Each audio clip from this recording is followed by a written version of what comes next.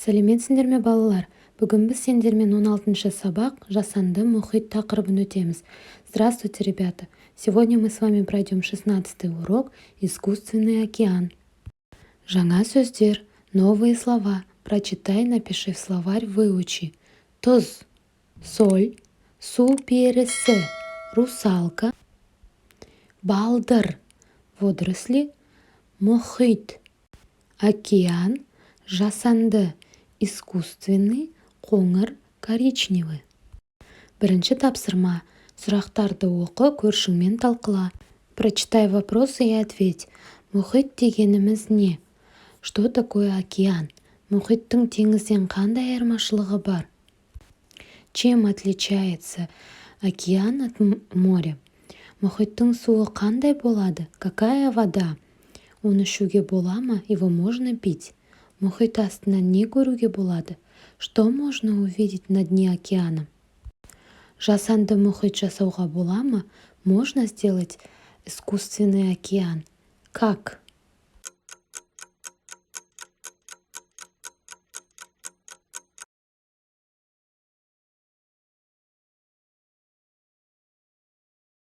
Мы сегодня с вами пройдем имя числительное.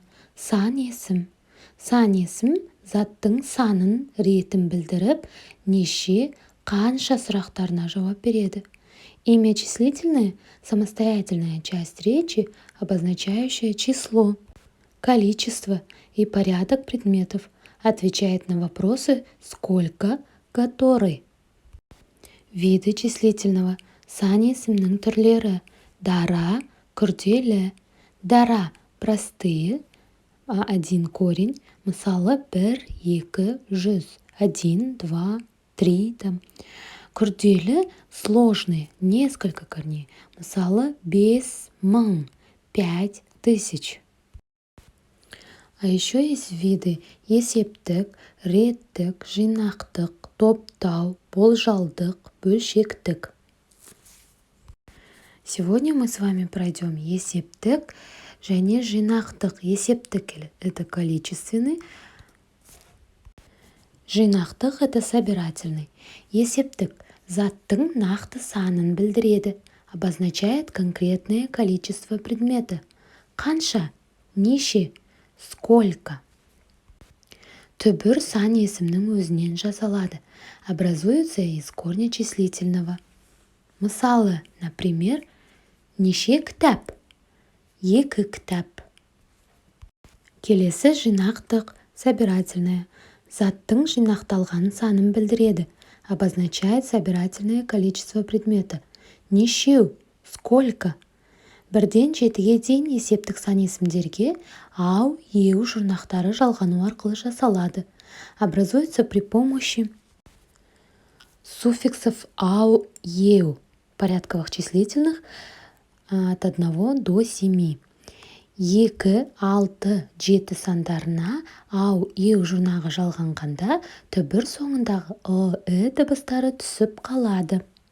При добавлении этих суффиксов к цифрам 2, 6, 7 последняя буква 2, 6, 7 выпадает последние буквы. Например, 2, екеу, 6, алтау. Эти окончания мы добавляем от 1 до 7 только. После 7 к цифрам 8, 9, 10 и так далее мы не добавляем суффиксы. Не говорим сегзеу, такое будет неправильно. Екінші тапсырма. Асты сызылған сөздерге сұрақ қой. Задай вопрос к выделенным словам. Бірінші. Мұхиттан салмағы 60 килограмм акуланы ұстадық. 60. Неше килограмм? 60 килограмм. Екінші. Осы аймақта 92 кит өмір сүреді. 92. Неше кит? 92 кит. Мына акуланың баласы тек біреу. Нешеу? Біреу.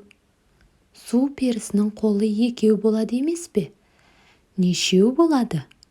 Екеу болады. Үшінші тапсырма. По картинкам надо задать вопрос нешеу, добавить окончание ау-ил и ответить. Бірінші сурет. Кит нешеу? Кит екеу. Екінші сурет. Акула нешеу? Акула бесеу. Балдыр нешеу? Балдыр біреу. Кеме нешеу? Кеме біреу. Тасбақа нешеу? Тасбақа алтау. Дельфин нешеу? Дельфин үшеу. Су перісі нешеу? Су перісі екеу. Жылан нешеу? Жылан төртеу. Құм нешеу? Құм алтау. Тұз нешеу? Тұз екеу. Сегізаяқ нешеу? Сегізаяқ жетеу. Балық нешеу? Балық біреу. Келесі суретті өзің айтып көр. Следующую эту картинку попробуй рассказать сам.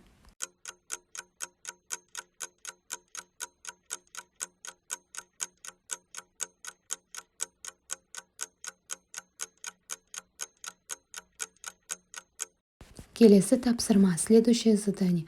Сначала прочитай текст, 5-е задание, а потом выполни 4-е задание, ответь на вопросы. Океанариум Қазақстанда ең алғаш ашылған жасанды мұхит. Океанариум – самый первый искусственный океан в Казахстане. Ол 2003 жылы ашылды. Он открылся в 2003 году. Бұл жер табиғи мұхиттан шамамен 3000 километрге алыс орналасқан. Это место от природного океана далеко 3000 километров. Ол жазық даланың қақ ортасында тұр. Он расположен в центре степи. Сол себепті оны рекордтар кітабына енгізген, поэтому его внесли в книгу рекорда. Оған 120 тоннадай мұхиттың табиғи құмы қолданылған.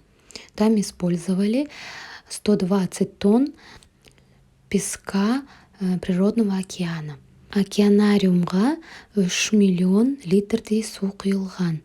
Туда влили 3 миллиона литров воды. Шамамен 2000 теңіз жануары әкелінген.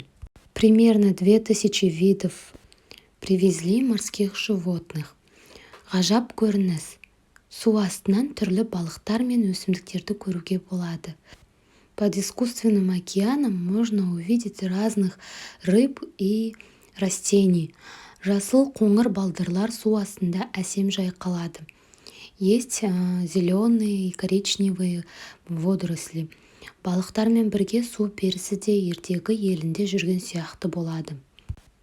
Русалка, рыбы, как будто в сказочном мире. Ол әзірге біреу ғана. Пока только один. Ең маңыздысы, мұнда дауыл ешқашан болмайды, жаңбыр жаумайды. Самое главное, здесь не бывает урагана и дождя. Мұхит үнемі тұнық болып тұрады. На океане постоянно спокойно. 4-ші тапсырма, 4-е задание. Ответь на вопросы по тексту. Океанариум деген не? Что такое океанариум? Бұл океанариум неге рекордтар кітабына енді? Почему этот океанариум был добавлен в книгу рекордов? 3-ші. Думан океанариумында қанша тонна мұхит құмы әкелінген? Песок. Сколько тонн привезли на океанариум Думан?